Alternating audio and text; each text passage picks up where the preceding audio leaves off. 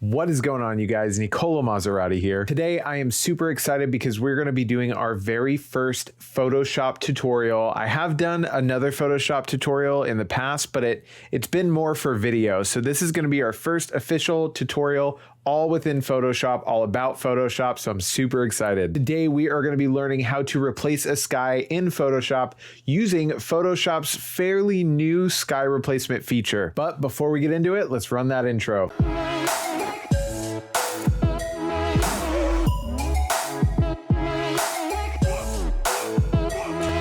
All right, guys, like I said, today we are going to be learning how to use the sky replacement feature in Photoshop. But before we get into all that, if you guys enjoy this kind of content and you want to see more, make sure you subscribe and hit that bell so you can be notified every single time I upload a new video. Okay, so back in the day, kind of like 2 years ago, replacing a sky using Photoshop wasn't always super easy. You had to select the sky manually and mask it out, drag your new sky in, and then blend everything together. But Adobe has added a new feature called sky replacement. It uses Adobe Sensei, which is Adobe's artificial intelligence, to do all the masking and blending for us. This saves a ton of time and makes our image look amazing. All right, let's just get into Photoshop. Guys, we are in Adobe Photoshop right now, and as you can see, we have our image imported. I'm gonna leave a link to this image so you can download it and practice along while you watch this video. And yeah, so the first thing that we're gonna do is we're gonna make sure our image is selected, and then we're gonna hit Control or Command if you're on a Mac, J. So Control J is just gonna duplicate that image. I always like to do that just so we have a backup just in case. If you want, you can also rename the first layer. I'm just calling it OG for original. So from here, we're just gonna go up to edit and we're gonna go down to sky replacement. As you can see, it already replaces the sky for us. It's super awesome. So if you click this little arrow here, you're gonna see that we have a bunch of different folders for different skies. Now this comes stock with Adobe. You can use these skies or you can import your own, but let's take a look. We've got some blue skies. If we click one, it inserts that new sky in. Click another one, it'll insert those skies. Let's say we wanna do spectacular. Say we want a rainbow in there. You just click that and it automatically does it for us. How awesome is that? You can do a bunch of others, or you can import your own. If you do want to import your own, what you can do is you can go to this little plus sign here.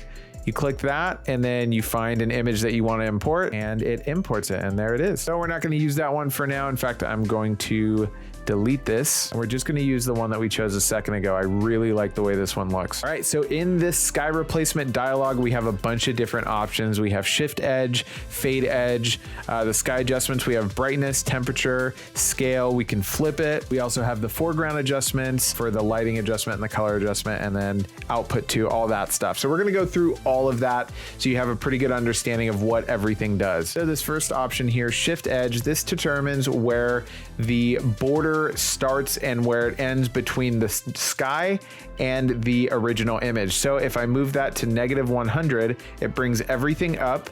If I move it to 100, it brings everything down and it starts actually kind of coming into our image there. That's not really what we want. So you want to find kind of a happy medium, and it's going to be different for every image, but you just want to play with it and see what you can find here. So I'm going to bring it maybe to around there. I kind of like how that looks. The next one is fade edge, and this is going to control the amount of feathering from the new sky to our original image. So if we have it at 100, it's fully feathered. You can see that there. If I bring it all the way to 0, you have a little bit of a harder line there and not as much feathering. So I'm going to just bring this up just a little bit so we have some really nice feathering there, but it's not too crazy.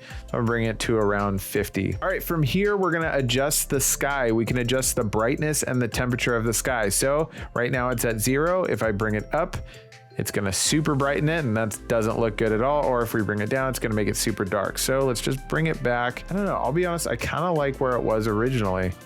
Right about there, maybe a couple up. Bring it up just a tad, make it a little bit brighter. Now the temperature is obviously going to adjust the coolness or the warmness of the sky itself. So we can drag that over. We'll get a nice blue image. We can drag it to the right and we get a nice warm image. I want to keep some of the blue in there, but I want it to match this kind of orange image as it was before. So if we uncheck this preview here, that's our before and that's after. So I kind of want it to stay in that warm kind of realm there. And then the scale is going to adjust the scale of the sky. So right now it's at 100, but if we bring it all the way up, it's going to crop all that sky in. And then if we bring it all the way down, it's going to show the entire image of our sky. So if we bring that back to 100, somewhere around there, 100. Now the flip option is pretty obvious. If you want to flip it, it'll just flip horizontally. So we can check that out. It flips that, which I think unflipped looks pretty good. We then have the lighting mode. So for the foreground adjustments, this is going to adjust everything in front of the sky, our original image. So now we have this lighting adjustment and the color adjustment. The higher the number is for both of these, the more it's going to blend our original image with the sky. So the lighting adjustment, if we bring that all the way up to 100, it's going to do its best to match our original image to the current brightness of the sky, or the current lighting of the sky. We bring it down, our original image, nothing has happened. So the higher you bring this, the more it's going to blend everything together. And it's the exact same thing. So 0 means it's not adjusting your original image at all. And then 100 means it's fully adjusting your image to match the sky. So if we bring it down, that's our original image for our color adjustment. And if we bring it up, that's it matching the sky to the best that it can. I actually think that that looks really good at 100.